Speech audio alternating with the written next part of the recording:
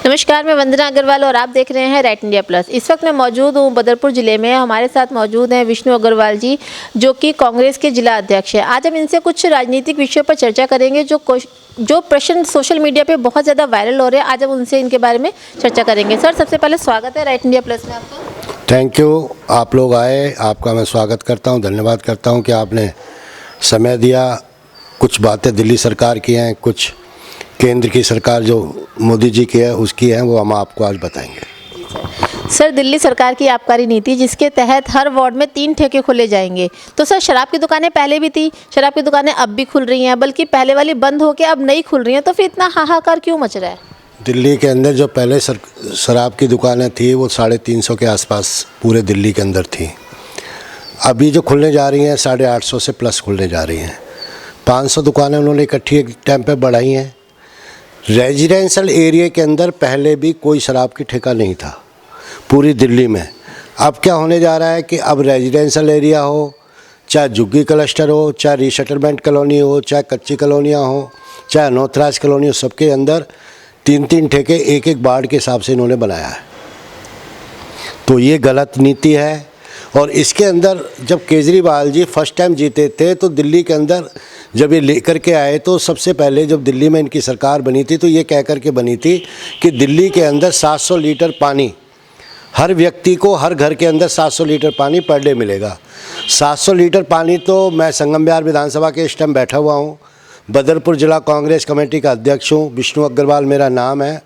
और आदरणीय अनिल चौधरी जी हमारे दिल्ली प्रदेश कांग्रेस कमेटी के अध्यक्ष हैं। उनके नेतृत्व के अंदर कांग्रेस का जो हल्ला बोल की पदयात्राएं चल रही हैं, पोल खोल यात्राएं चल रही हैं, जन जागरण चल रही है महंगाई के खिलाफ, बहुत सारे कार्यक्रम हम लोग कर रहे हैं। लेकिन मैं आपको एक बात बता देना चाहता हूं कि शराब का जो मामला है, ये लोगों को शराबी बनाना चाहते हैं। नौकरियां तो इन्होंने दी नहीं, जो 550 नौकरी देना चाहते थे हर साल, वो तो लोगों को मिली नहीं। युवा बहुत गुस्से में है, बहुत बुरी तरह परेशान है। जिन बच्चों को पढ़ाने के लिए माता पिता ने अपनी गांव में 1 बीघा 2 बीघा 5 बीघी जो ज़मीन थी वो बेच दी, और आज MBA करे हुए बच्चे 10-10 हज़ार की नौकरियों के लिए ठोकर खा रहे हैं। और शराब नीति ला करके तो उनको पानी की जगह अब शराब पिलाने का काम और ये बेवड़ा बनाने के लिए तैयारी कर ली है दिल्ली सरकार ने। सर, बात करें महंगाई की, इस हद तक महंगाई बढ़ती जा रही है कि गरीब इंसान तो समझ लो ना के मतलब ख़त्म ही होता चला जा रहा है। तो आप इस महंगाई का जिम्मेदार किसको मानते हैं, क्या लगता है आपको? केजरीवाल और सेंट्रल गवर्नमेंट में मोदी सरकार को, दोनों को मानते हैं, दोनों की मिली भगत है, दोनों मिले हुए। देखो, मैं एक बात बताता हूँ, मुझे ये बात समझ नहीं आ रही कि इस शराब के मामले जो ठेके खुलने जा रहे हैं उसके ऊपर बीजेपी भी प्रदर्शन करती है और उसके ऊपर आप पार्टी भी करती है। एक बात बताइए, बीजेपी और आप पार्टी दोनों मिले हुए हैं और मिलकर के दोनों काम, किसी भी दिल्ली के फैसले के अंदर दोनों की मिली भगत होती है और आम पब्लिक को ये मूर्ख बनाते हैं। सर, कांग्रेस की पोल खोल यात्रा जो चल रही है उसका MCD चुनाव पे क्या फ़र्क पड़ेगा? बहुत फ़र्क पड़ेगा। आज कहीं पर भी देखिए, हमारी जो पोल खोल यात्रा चल रही है, अभी मैं 5-6 दिन पहले हमारी ओखला के अंदर थी पोल खोल यात्रा। ये ऐसा तो है नहीं कि भाई जो हज़ारों की संख्या में कई हज़ार आदमी जो इकट्ठा हो रहा है, तो कहीं ना कहीं बीजेपी की नीतियों से और आप पार्टी की महंगाई और ये जो शराब नीति से, बेरोजगारी के खिलाफ जो युवा हमारे साथ कांग्रेस पार्टी के साथ आदरणीय अनिल चौधरी जो हमारे दिल्ली प्रदेश कांग्रेस कमेटी के अध्यक्ष हैं, उनके नेतृत्व में जो निकल रहा है, तो उससे हम निगम में बड़ी अच्छी सीटें लेकर के आ रहे हैं। सर, केजरीवाल सरकार पंजाब में जाती है और पंजाब में जाके ये ऐलान करती है कि अगर मैं यहाँ से जीत गया तो हर महिला के अकाउंट में हर महीने 1000 रुपये दूंगा, जबकि दिल्ली की महिलाओं के लिए उन्होंने पेंशन भी बंद कर दिया। तो क्या कहना चाहेंगे इसका? दिल्ली के अंदर जो पिछली हमारे टाइम की कांग्रेस पार्टी, श्रीमती शीला दीक्षित जी जो हमारी मुख्यमंत्री थे, उस टाइम की जो पेंशन लगी हुई लोगों की थी, जो बुजुर्ग थे या हैंडीकैप्ड थे या विधवाएं थी, उनकी लगी हुई पेंशन तो दे नहीं रहे। और वहाँ पंजाब में, गोवा में, उत्तराखंड में जा कर के वहाँ प्रचार कर रहे हैं कि भाई 1000 रुपये पेंशन हर महीने मैं खाते में डालूंगा। कहाँ से डालेंगे भाई, जो दिल्ली में नहीं दे पाए? जो चीज़ें दिल्ली में झूठ बोल करके सत्ता में आए थे, वही चीज़ें जा कर के दोहरा रहे हैं उत्तराखंड भी, गोवा भी और पंजाब के अंदर। ये उनकी नीति है और झूठ का समय ज़्यादा दिन नहीं चलता, कुछ ही दिन चलता है। केजरीवाल को 3 राज्यों में जो चुनाव है, 5 राज्यों में हो रहे हैं, लेकिन 3 राज्यों के जो चुनाव है उनके अंदर इसको पता चल जाएगा मेरा क्या बचा हुआ है यहाँ। सर, एक सोशल मीडिया पे केजरीवाल जी का बयान आया था जिसमें उन्होंने कहा था कि मैंने दिल्ली में 10 लाख लोगों को रोजगार दिया है। तो इस पर आप क्या कहेंगे? भाई बताएं तो सही कि वो तो अपने मुंह से कुछ भी कह सकते हैं। जिस दिन पहले दिन बैठे थे, मैं सरकारी बंगला नहीं लूँगा, सरकारी गाड़ी नहीं लूँगा, मैं कुछ भी नहीं लूँगा, सरकारी सुविधाएं नहीं लूँगा, मैं तो आम नागरिक बन के आप लोगों की सेवा करूँगा। आजकल तो सरकारी बंगला भी चाहिए, सरकारी सारी व्यवस्थाएं भी चाहिए।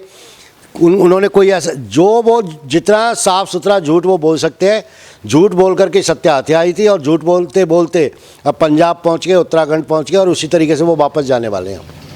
सर, एक बयान ये भी वायरल हो रहा है केजरीवाल जी का कि पंजाब में अगर उनकी सरकार बन जाती है तो जो नशे के कारोबारी हैं उनको वो जेल भेज देंगे, तो इस बारे में क्या कहेंगे? उनका मजीठिया तो उन्होंने ले रखा है जो नशों का कारोबारी है। और दूसरी बात है, बस दिल्ली को तो तुम नशा देने जा रहे हो और पंजाब के लोगों को नशा मुक्त करना जा रहे हो। कह रहे पब्लिक समझती नहीं है। आपको मैं एक बात बता दूं, जब केजरीवाल जी कहते थे कि मैंने स्वच्छ दिल्ली बना दिया है और मैंने ये कर दिया, दिल्ली को पेरिस बना दूंगा और ये कर दूंगा, जो संगम बिहार विधानसभा के और पूरी दिल्ली के वीडियो यहाँ के जाकर के पंजाब और उत्तराखंड के अंदर चल रहे हैं कि जो पानी की आधा घंटे बारिश पड़े, नाव चलती है संगम बिहार में, नाव चलती है कनाट प्लेस के अंदर, नाव चलती है ये बदरपुर के फ्लाईओवर के नीचे जो पानी भरा था उसके अंदर एक बच्चे की डेथ भी हो गई थी इसी पानी भराव में। तो वो तो कर नहीं पा रहे। दिल्ली के अलावा उनको पूरा देश चाहिए। पहले दिल्ली को तो संभाला नहीं जा रहा। दिल्ली के अंदर जो यहाँ से विधायक बने हैं दिनेश मोहनिया जी, पिछले कितने वर्षों से तो वो यहाँ पे है ही नहीं। वो घंटे 2 घंटे के लिए कहीं आते होंगे। मैंने तो क्षेत्र में कभी देखा नहीं कि आकर के किसी के दुख में सुख में कहीं जाते हों, या ये आबकारी जो नीति है उसके लिए वो तुगलकाबाद एक्सटेंशन के अंदर जगदम्बा रोड पे एक शराब का ठेका खुला था तो उन्होंने सबसे पहले ताला लगाया था। अब सबसे पहले ताला खुलवा के वो ही गए हैं। ये उनकी नीति है। तो बहुत बुरा हाल है दिल्ली का और देश का। इन लोगों ने मिलकर के दोनों एक ही पहलू के चट्टे बट्टे हैं। और उधर वो झूठ बोलता है, उधर वो झूठ बोल रहे हैं, दोनों झूठ बूठ बोल करके। लेकिन मैं एक बात बताऊं, अब की पब्लिक समझ चुकी है। और निगम के अंदर कांग्रेस की अनिल चौधरी जी, आदरणीय अनिल चौधरी जी दिल्ली प्रदेश कांग्रेस कमेटी के अध्यक्ष हैं। हमारे पूर्व सांसद श्री रमेश कुमार जी, उनके नेतृत्व के अंदर एमसीडी के अंदर हमारी सरकार बनने जा रही है। सर, आखिरी सवाल चलते चलते, नगर निगम के चुनाव नज़दीक आ रहे हैं तो कांग्रेस पार्टी लोगों के बीच में क्या मुद्दा लेकर जाएगी? हमारे पास तो इतने मुद्दे हैं कि भाई हमारी सेंटर में सरकार नहीं है, दिल्ली के अंदर सरकार नहीं है, एमसीडी में नहीं है। तो हमारे पास तो इनके जो विभिन्न जितने भी इनके मुद्दे हैं सारे के सारे सरकारी नीतियाँ। सबसे बड़ा मुद्दा है बेरोजगारी। जो बेरोजगारी इतनी फैली हुई है, आम छोटा दुकानदार आज के टाइम पे इतना परेशान है। गरीब तो और गरीब होता जा रहा है, मीडियम क्लास का आदमी गरीब होता जा रहा है, और जो बहुत अमीर है वो अमीर होते हुए जा रहे हैं।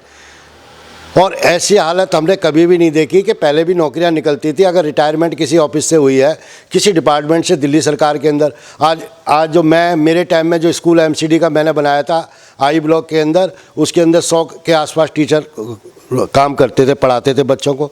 अब मेरे को पता चला 25 टीचर भी नहीं है, क्योंकि जो रिटायर हो जाते हैं उसके बाद ये भर्ती नहीं करते तो 25 टीचर 3000 बच्चों को खदेड़ेंगे या पढ़ाएंगे। ऐसी हालत है। बेरोजगारी का बहुत बड़ा मुद्दा है। महंगाई चरम सीमा पे है। 200 रुपये किलो सरसों का तेल, पेट्रोल 100 रुपये, डीजल 100 के आसपास, कोई भी चीज़ ले लो, टमाटर 100 के पार, सब्जियां इतनी महंगी, आटा दाल चावल सब महंगा। हमारे टाइम में जो राशन कार्ड बने थे उसके बाद एक राशन कार्ड भी इस दिल्ली सरकार ने, उस केजरीवाल ने एक राशन कार्ड नहीं बनाया। जिनके बच्चों के बाद में जो पैदा हुए उनके नाम जो बढ़ाने होते हैं उनके नाम भी तक ये लोग नहीं बढ़ा रहे हैं। हमारे टाइम की ये योजना थी 2 रुपये किलो गेहूँ, 3 रुपये किलो चावल हमारे टाइम का था, उसी का ये बंटवारा कर रहे हैं। अब 2 कहते हैं जो मुफ्त राशन दे रहे हैं, अरे मुफ्त क्या दे रहे हो? 30 किलो गेहूँ मिल रहे हैं 60 रुपये के हो गए, 5 किलो चावल मिल रहे हैं 75 रुपये में राशन हम लोग देते थे। अब उसको 75 रुपये में तुम नौकरियों से तुलना करने लग रहे हो कि राशन मुफ्त दे रहे हैं, नौकरियां हैं नहीं हमारे पास। ये केजरीवाल साहब जब आए थे 550 स्कूल बनवाने के लिए, पिछला 5 साल का जो पीरियड गया है उसमें इन्होंने बोला था कि 550 स्कूल हम बनवाएंगे हायर सेकेंडरी। संगम बिहार विधानसभा के अंदर तो एक भी स्कूल नहीं बना। जो पुराने स्कूल श्रीमती शीला दीक्षित जी के टाइम पे बने हुए थे उन्हीं स्कूलों को लीपापोती करके उन्हीं में कमरे और बढ़ा करके वही कमरे दिखाने के बाद उन्होंने कह दिया हमने स्कूल तैयार कर दिए। इतनी बड़ी विधानसभा है संगम बिहार, पूरी विधानसभा है जिसकी 75% आबादी यहाँ पे रहती है। 3 वार्ड लगते हैं एमसीडी के, उसके अंदर एक स्कूल की व्यवस्था ये केजरीवाल और दिनेश मोहनिया नहीं कर पाए। इससे ज़्यादा दुर्भाग्य हमारा क्या होगा। तो बात करी हमने विष्णु अग्रवाल जी से, उनका भी यही कहना है कि सबसे बड़ा मुद्दा जो लोगों के बीच है वो है महंगाई। महंगाई अपनी चरम सीमा पर पहुंच चुकी है, चाहे बीजेपी सरकार रही चाहे आम आदमी पार्टी रही, महंगाई हर बार बढ़ती चली गई। अब देखना ये बहुत अहम होगा कि इस बार जनता अपना कीमती वोट देकर कौन सी पार्टी को जिताती है। तब तक बने रहिए राइट इंडिया प्लस के साथ। नमस्कार। इस वीडियो को लाइक करें, हमारे चैनल को सब्सक्राइब कर बेल आइकन जरूर प्रेस करें हमारी न्यू वीडियो